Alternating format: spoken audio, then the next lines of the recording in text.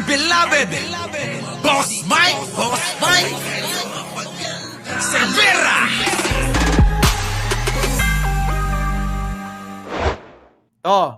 Sabi dito mga kababayan, wait lang. Mga kababayan ha. Sabi dito, si Pangulong Bongbong Marcos, mga kababayan, ay inaakto yung mga flood control project.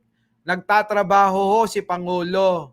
Hindi na mapagkasya yung isang araw para sa mga gawain nito. Kaya araw-araw mga kababayan nasa labas, nagtatrabaho, nagche-check ng mga proyekto na ngayon ay nai-issue tulad ng flood control project, ano?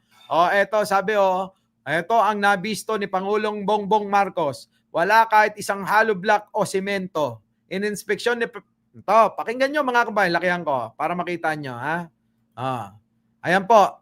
In-inspeksyon ni President Bongbong Marcos ang napaulat na ghost project sa Barangay Piel sa Baliwag, Bulacan na nagkakahalaga ng 55,730,911 pesos. Ayon sa Pangulo, ipinagtataka niya kung bakit hindi mahanap ang kontraktor sa likod ng proyektong ito. Grabe, 55 million.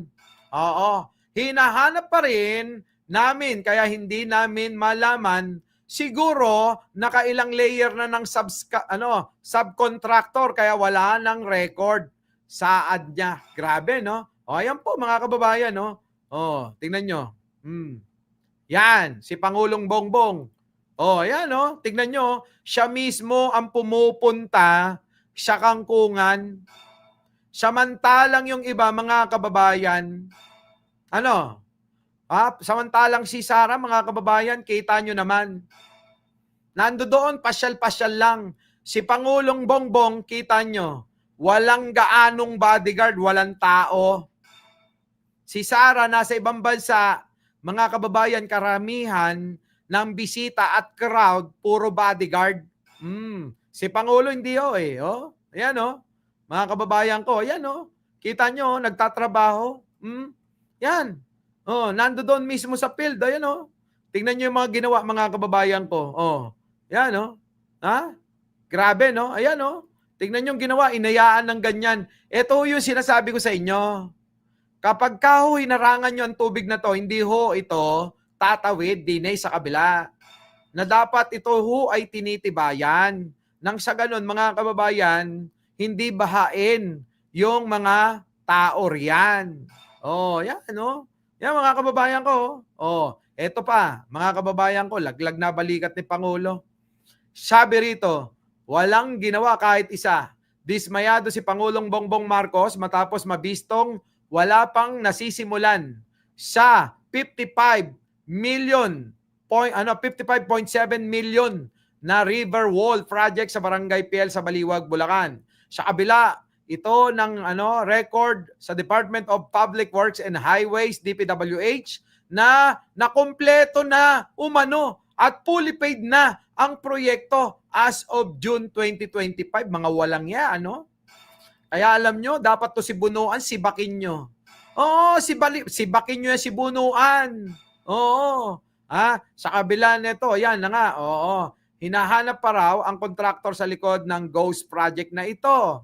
Nakakalungkot pero marami pang iba na sa aming palagay ay ganito kalalaking project, 220 meters, 55 million ng kontrata pero walang nagawa kahit saad ni Pangulo. Grabe, mga kababayan, matindi.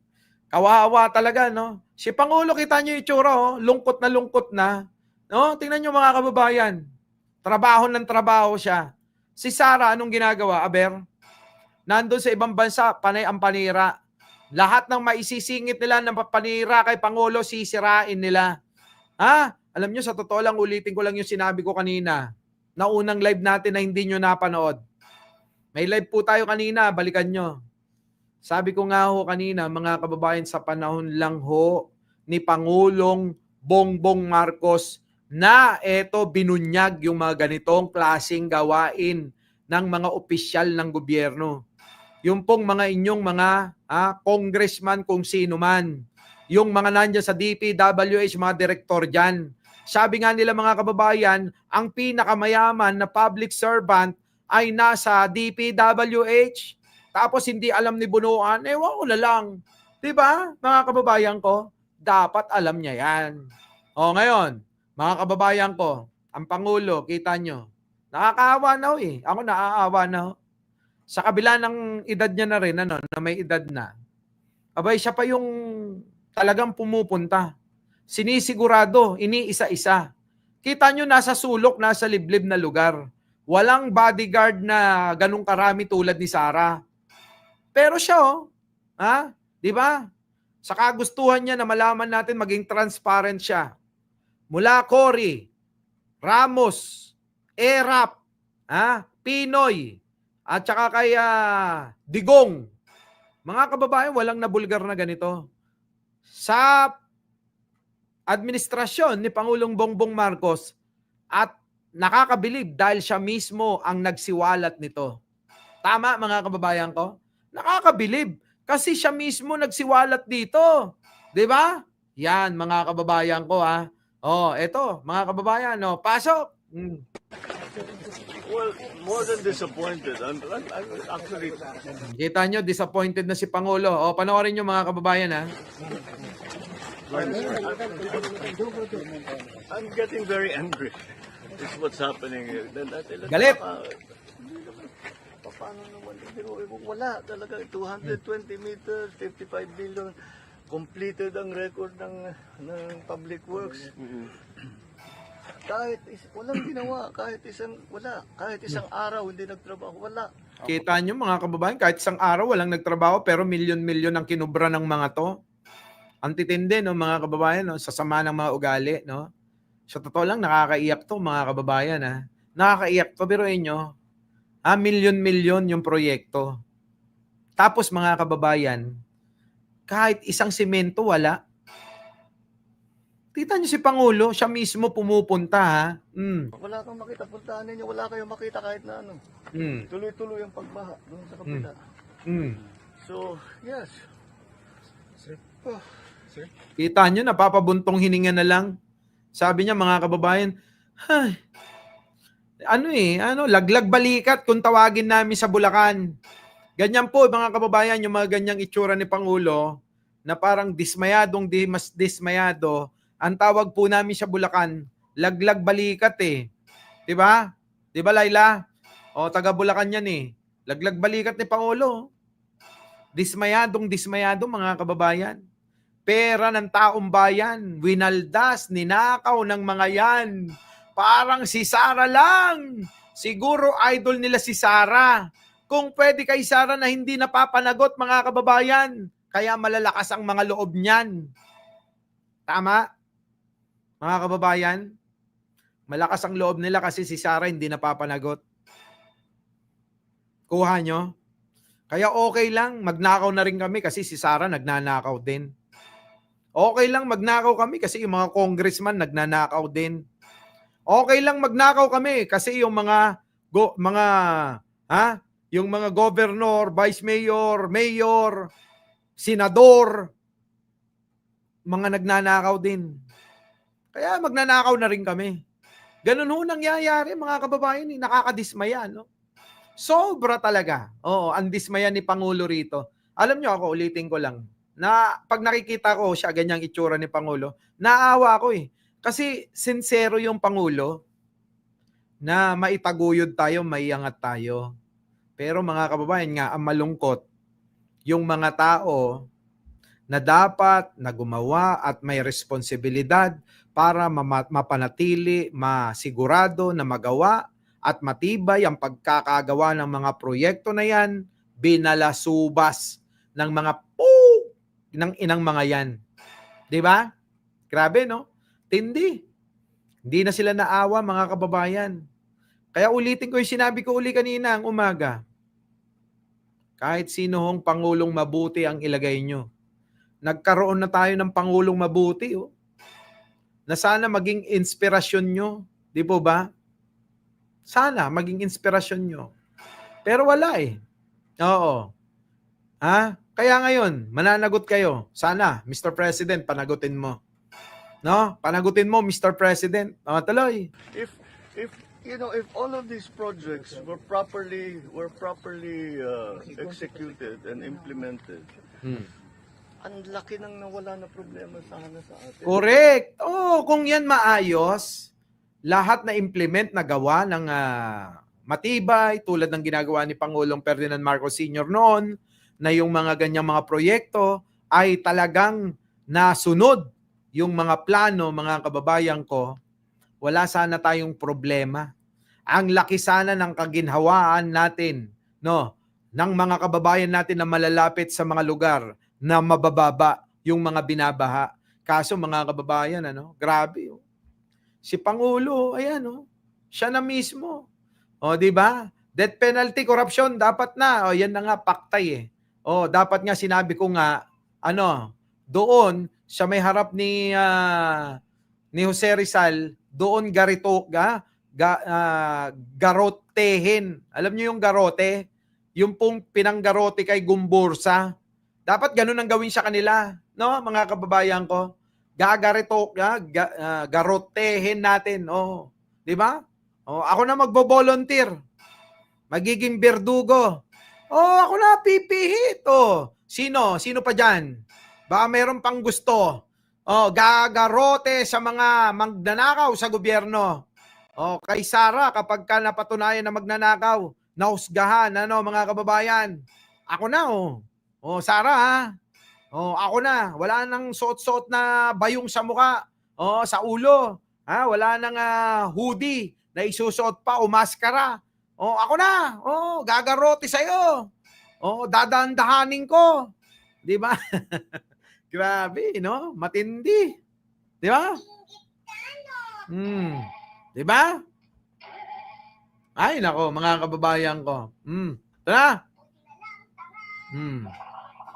Sa mga taong bayan at saka mas magiging maayos hanggang irrigation, hanggang water supply, fresh water supply for Totoo yan kasi meron kasing epekto yan eh. Yung noon tinatawag na domino effect, magiging maayos ang irigasyon, magiging maayos pati yung water supply nyo, mga kababayan, yung flow ng tubig, mga kababayan. Lahat po yan marami talaga. Di ba? Ay nako. Anong tinggil? Sinong nagsabi ng tinggil, ha? Eto, si Pangulo. Ulitin natin. Panoorin nyo. Well, more than disappointed. I'm actually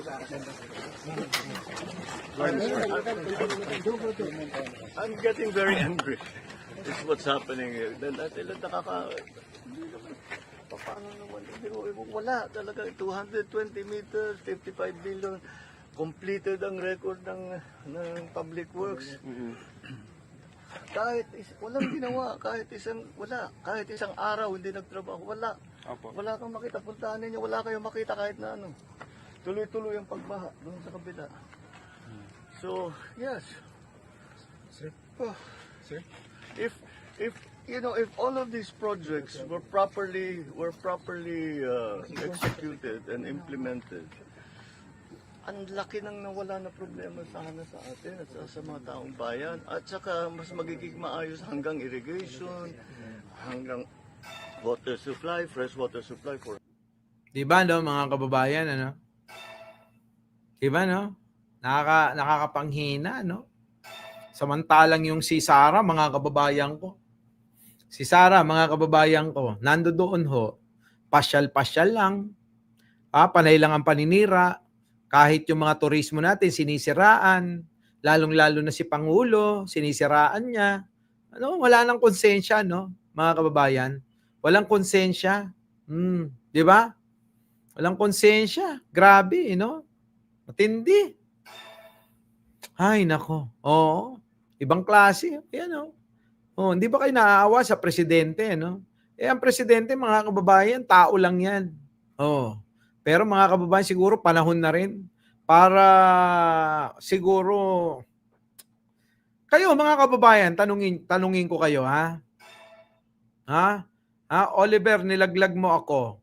At bakit nilaglag ka? Eto mga kababayan, tanungin ko kayo.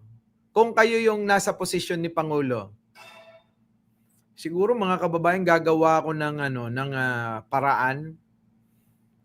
Talagang uubusin ko lahat yung mga magnanakaw na yan. Maniwala kayo. Talagang ganun ang gagawin ko. Mamatay na kayong lahat. Di baling patayin nyo na ako pagkatapos. Maubos ko lang kayong lahat. Ano? Di ba? What can I do? Di ba? Ito yun na nga. So anong gagawin natin ngayon, Mr. President? Bakit kasi pinapayagan ang ganun? Kahit konting pangil man lang. Alam nyo, ito na nga kasi si Pangulo, ang gusto nito laging proseso. Due process, mga kababayan, kasi nandyan Yung po yung nasa Constitution Yung po lagi niyang sinusunod. Kung ano yung nasa Constitution, yun yung susundin. Hindi po si Pangulo yung shortcut Siguro kung malakas ang loob natin, kung tayo lang yan, baka lahat yan ubos na. Pagpapatay na nating lahat yan. Our beloved Boss Mike, Boss Mike.